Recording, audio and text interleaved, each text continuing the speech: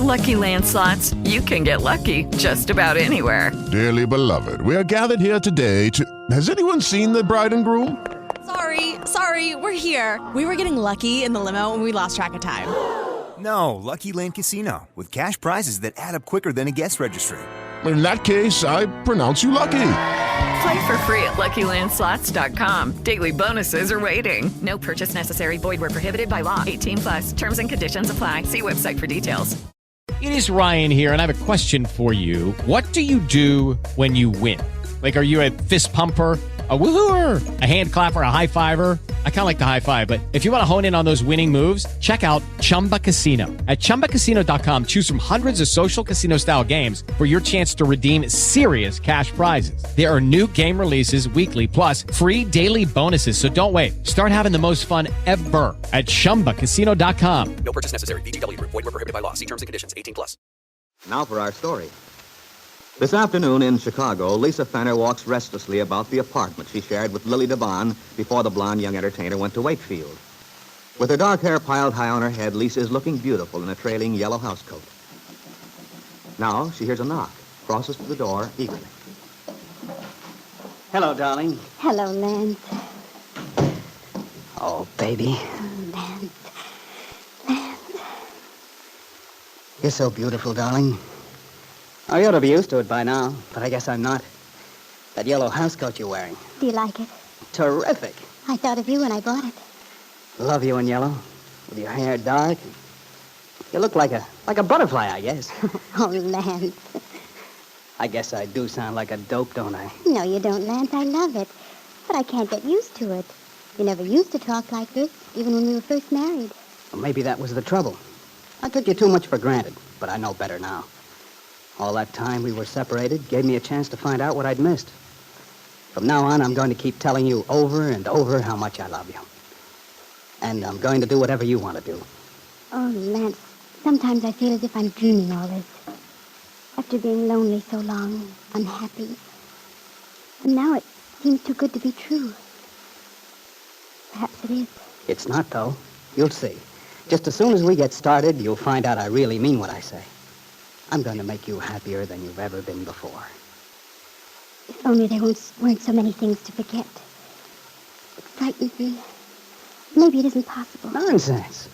There are only two people in the world that matter, darling. You and me. But maybe that's being selfish. Just thinking of ourselves, Lance. Don't lovers always think of themselves, darling? Oh, I don't mean we shouldn't be decent, honorable, try to help people. But as long as we're not hurting anyone. But supposing we were. What are you talking about, sweetheart? How could we possibly hurt anyone? Just by being happy together? We might. Lance, if our being together did hurt someone. There goes my little warrior. I'm going to have to teach you how to be happy again. I can see that. Sometimes you act like you're afraid to be happy.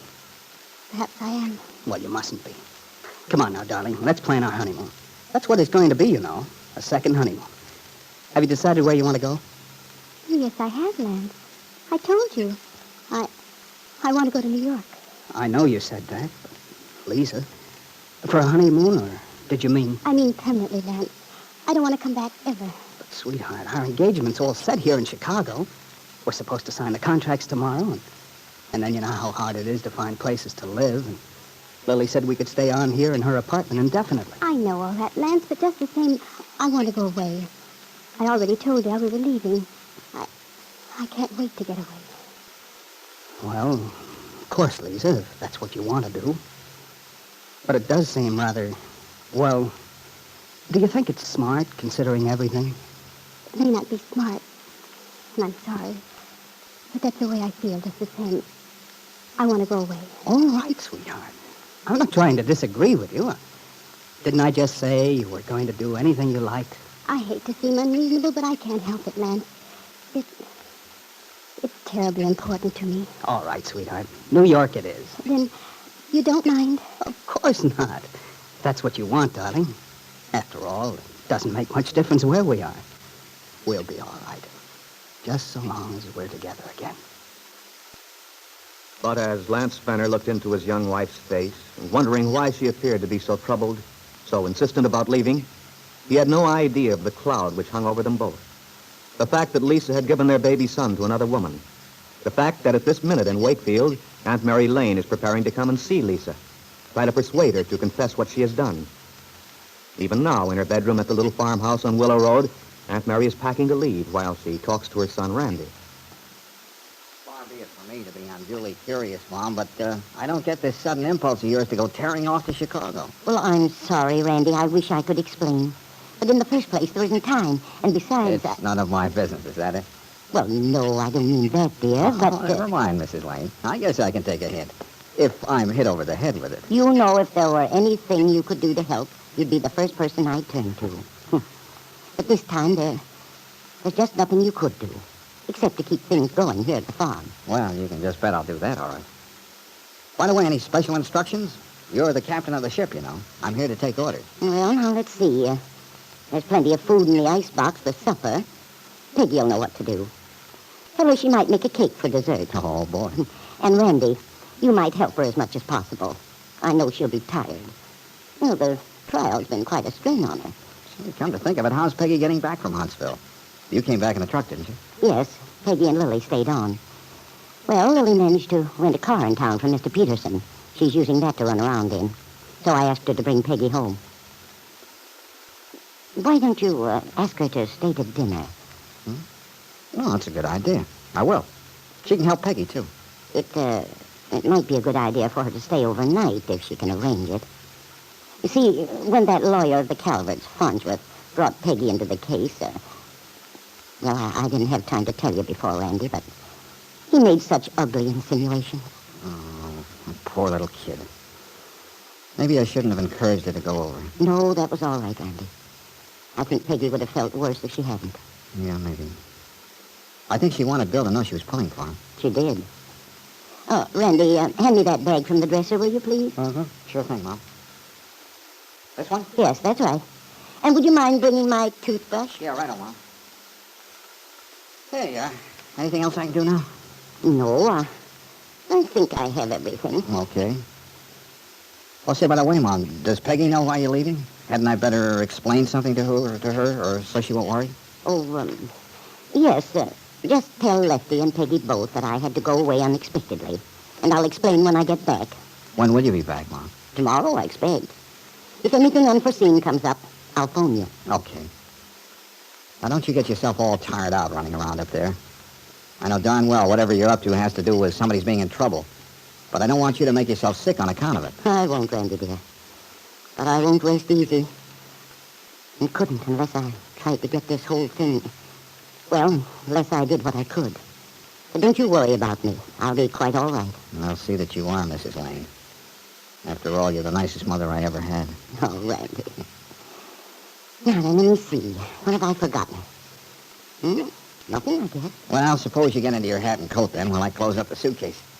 Only got a few minutes to spare. It'll take us about 20 minutes to get to the station. All right, Randy, I'll hurry. And if anything goes wrong, you be sure to phone, won't you, Mom? I'll take the very next train up. Well, that's very nice of you, dear, but I won't need any help.